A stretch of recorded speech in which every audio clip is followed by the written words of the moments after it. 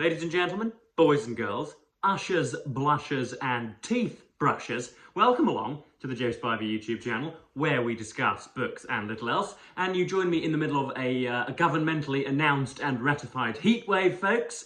It is an earth-shattering or at least forehead moistening, something like 25 degrees here over in the UK, Britain. Many of you guys can convert to Fahrenheit via Google. I think that amounts to about 65 or 70. Of course, that can be brushed off in America or in Vietnam or in Equatorial Guinea, but here that is absolutely scorching, and so it has come with the usual kind of paternalistic messaging from number 10 Downing Street, telling us not to go outside between the hours of 11 and 1, to drink lots and lots of water, and to cover up if you are prone to burning and scorching. Essentially just advice for the mentally infirm. But anyway, we'll take that that condescension from number 10 for as long as we live. Anyway, I'm going to review Daniel Deronda in due course, but I just wanted to share with you a little morsel of what us lads would term offside chatter, folks. I'm going to be discussing a theory / an effect / a law that was devised by myself and a friend before university, and then I took it to university and it spread like wildfire, if you'll pardon the pun. And it is entitled the Kuenssberg effect, folks. Many of you who are residing in Britain will know that Laura Kuenssberg presides over the BBC's political coverage. She's the top dog, the top journalist, and a decent one she is too. But you will see why once you have Googled her, why she pertains to this theory. So what the Kuenssberg theory stands for, what it symbolises, that runs thusly. And again, if you are a little sensitive and don't like the kind of mildly chauvinistic chatter that goes on in boys' chat bots and chat rooms, then look away now or skip to about 5 minutes in. But the Kuenssberg effect hypothesizes that with certain individuals, men or women, I suppose, who you find attractive, there is an inverse proportion between the distance they are from you and their relative suitability as a mate or as a potentially attractive individual. So perhaps at 100 yards, you're seeing them in the distance. There's a little bit of a heat wave going on. You can't quite see. There's some traffic in and out. The winds are blowing her hair rather nicely. You've got your glasses on, which have some smudges. Essentially, your view is slightly obstructed, but you think, oh, she's quite nice. Then at 50 yards, she stopped at the traffic lights. You're thinking, oh goodness, she's rather larger. She's rather bigger than she was a little while ago. And then she gets even closer, and you realise it's a 75-year-old hag that has just been throwing bread to the pigeons. That is the Kuenssberg effect, folks. They get less and less attractive the closer they come. And apparently, Laura Kuenssberg, as you can well imagine, would probably look rather nice at 100 yards. But then sat next to her, I would have to demur, shall we say. But that's I've been doing a lot of that. I've been citing the Kuenssberg effect in conversation. So yes, that's that cancelable disquisition out of the way. Today we are reviewing / looking at / analysing George Eliot's Daniel Deronda, her final novel, I believe anyway, the final recorded novel, I think, in the list of about 7 or 8 that she's done. 1870s, late 19th century, shall we say, for security. And I'm 80-90% of the way through here, and I can already predict how it's going to conclude. So I'm pressing ahead with the review today. This is jolly splendid for at least half of what I'd read. Absolutely perfectly splendid. I'm saying nothing new. I have been on record as one of Miss Eliot's most ensorcelled lovers, not physical, but literary lovers. I think she's probably my favourite Victorian overall. Anthony Trollope's books are books that I would probably I would be more likely to venture into, but as regards the person whom I admire more and for whom I have greater intellectual reverence, Miss Eliot takes the biscuit, as it were. So yeah, this is a final novel, and it features a snarky, selfish, narrow-minded individual that is blinkered to the wants and whims of other people, who is at least a kind of putatively well-off and quite gentrified, aristocratic young lady. At least that's how she comes across. called Gwendolen Harleth. And we should despise Gwendolen Harleth, really. I mean, again, to return to the matrimonial tinge of this video, approximately 85% of the individuals I have ever had the pleasure of are, you know, just again, similarly narrow-minded individuals who've never done a day's work in their life, who are called things like, you know, Sesquith and Velvet and Madeline and all the rest of it, and Anna. And so, yeah, we should absolutely despise Gwendolen. She doesn't care for the plight of others whatsoever. And she is at a gambling room in the opening section of this novel, and you know, on the continent in Le Bon or somewhere. It's probably it's either Belgium or Vienna or somewhere on the continent, as it were. And she meets somebody who, for the first time, at least from her perspective anyway, regards her with a kind of irony and contempt. And we soon learn that his name is Daniel Deronda. But the first section that we're going to highlight here is her supreme shock at being not disinherited, but the very, very shocking realization that her family has not got two halfpennies to rub together. As the phrase would go, she is facing a life of impoverishment and therefore of bending the knee to dissatisfactory employers, and she's going to have to be a governess for life unless she can find some moneyed suitor. And so this is the first section talking about her receiving the letter from her mother saying that things are damn hard, Gwendolen.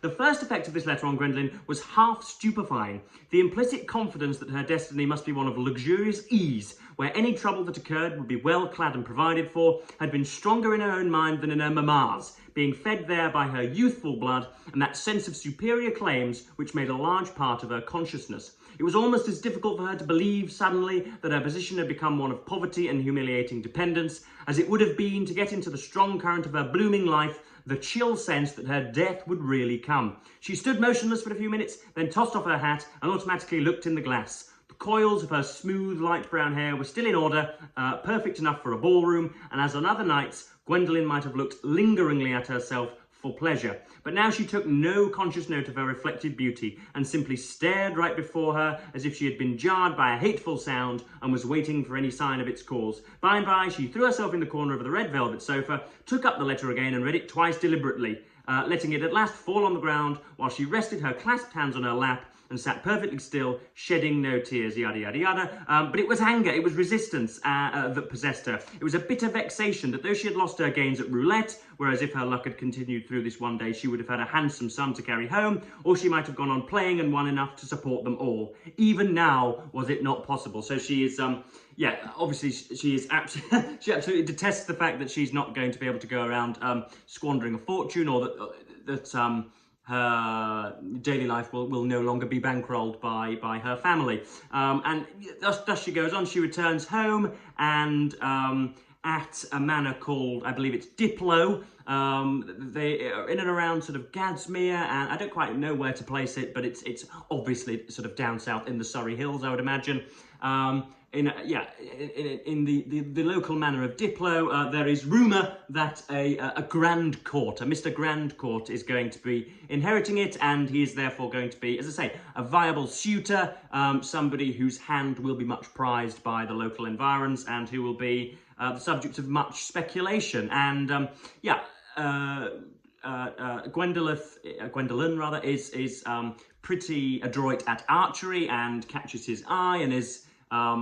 You know, she is very, very, very, very attractive. She's quite good in conversation, quite coquettish in conversation, and she is also surprised at his prepossessing nature. He's sort of, I think he's sort of balding with red hair. He's not prototypically attractive, but there's something there, I think.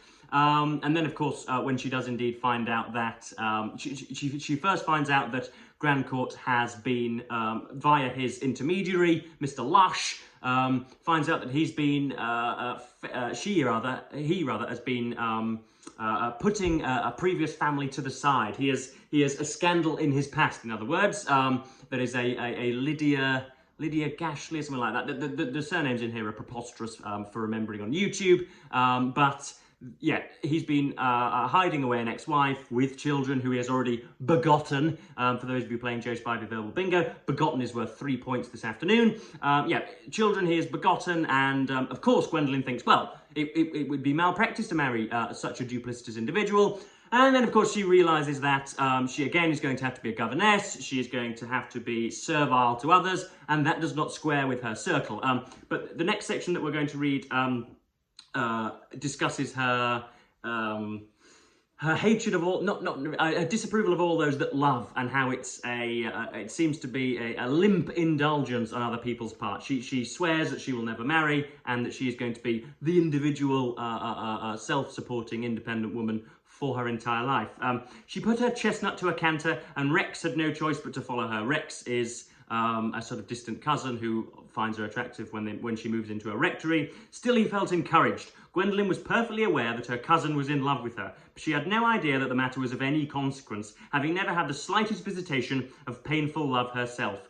Never had the slightest visitation of painful love herself. She wished the small romance of Rex's devotion to fill up the time of his stay at Pennicote, and to avoid explanations which would bring it to an untimely end. Besides, she objected with a sort of physical repulsion to being directly made love to. With all her imaginative delight in being adored, there was a certain fierceness of maidenhood in her. Now that's pretty good, is it not, folks? The next section is when indeed she has to face marrying Mr. Grandcourt, and this is all very, very, as I say, prototypically Victorian. This is all Victorian in its very nature. You have the sort of elderly, or aging and aged and weathered, unattractive, but shall we say epistemically superior male. The person who's like Casaubon in Middlemarch is just finishing his Latin translation, this great work, this great midden of scholarship that will guarantee him a place in the canon forever. Somebody who's set up in life and is old, but who attracts a female who perhaps has a little bit of reverence for his intelligence. That's not quite the same with Gwendolen as it is with Dorothea Brooke, for example, in Middlemarch, but it's that same allure. And she thinks, contrary to what Dorothea Brooke thinks in Middlemarch, that she can bridle Mr. Grandcourt. She thinks that she can, pardoning the visual sexually arresting image, she thinks she can mount him and ride him around, essentially. She thinks that he will be just another individual who she can hoist into her thrall, essentially. Gwendolen wished to mount the chariot and drive the plunging horses herself, that's a metaphor, with a spouse by her side who would fold his arms and give her his countenance without looking ridiculous. Certainly, with all her perspicacity and all the reading which seemed to her mamma dangerously instructive, her judgment was consciously a little at fault before Grandcourt. He was adorably quiet and free from absurdities. He would be a husband en suite, with the best appearance a woman could make. But what else was he? He had been everywhere and seen everything. That was desirable, and especially gratifying, as a preamble of his supreme preference for Gwendolen Harworth. He did not appear to enjoy anything as much. That was not necessary, and the less he had of particular tastes or desires, the more freedom his wife was likely to have in following hers. Gwendolen conceived that after marriage, she would most probably be able to manage him thoroughly. And that, of course, is not the case, folks. How often have sort of not seedy, but sort of rodentine men suddenly scurried out of the holes whenever they marry somebody and reveal a domineering proclivity towards their wives. And that is indeed what takes place. But we're really enjoying this. George Eliot has that marvellous ability to encapsulate in the most beauteous and considered and euphonic and almost sort of musically, rhythmically, rhapsodically, arithmetically brilliant prose, the passages after passages of perfect prose, sort of eternal truths, capital E, capital T, that have been sort of bubbling away in our bowels for very many years, that have been extant but have not been bidden. The things that, as I say, are pangs at the bottom of our spine, that we've always known to be true, but we've never had it quite related in such a gorgeous fashion. That happens page after page, chapter after chapter, time after time. There are fewer people who have ever understood the human condition to the extent that Miss Eliot has. That doesn't just, like with most contemporary literature, confine itself to one's gender or one's race. She knows all about the Jewish plight, which we'll go into in a little while, the male plight, the female plight, the elderly plight, the youthful plight, the children's plight. Some of the renditions of childhood in here are excellent. I'm going to be writing about this on my Substack in a few days, and we'll be focusing on her love of amiable youth and her I was going to say anthropomorphization or anthropomorphism of youth, but children are already human, so you can't really do that. But you know what I mean. So yeah, we're loving this, and all's going well. And then, unfortunately, I have it on very, very, very good authority indeed. I've spoken and emailed some very literarily authoritative figures over the last few days, and I have it on good authority that both the general critical consensus at the time and the consensus still remains today that Eliot ran away with herself, unfortunately. It is a case of unbridled genius, unalloyed genius that is just allowed to run amok, essentially. Daniel Deronda, who is obviously the eponymous protagonist, we might suppose, of this book, doesn't show up until 200 pages in. He begins to exert a kind of mentor's professorial influence on Gwendolen. Whenever she's suffering spiritually, he's there to just kind of pass out the situation and reel off some kind of rectitude. Reeling off rectitude, I think that might be one of the chapters of my autobiography, but we'll park that. Yeah, reeling off rectitude. He's a bit dull. He's a bit dour. You sense you would not want to go out on the beers with him. And he, one night after failing university, is sort of rowing around Blackfriars Bridge and runs into who we learn to be Myra, who is a young Jewess who looks, and we later find out that she was on the point of suicide.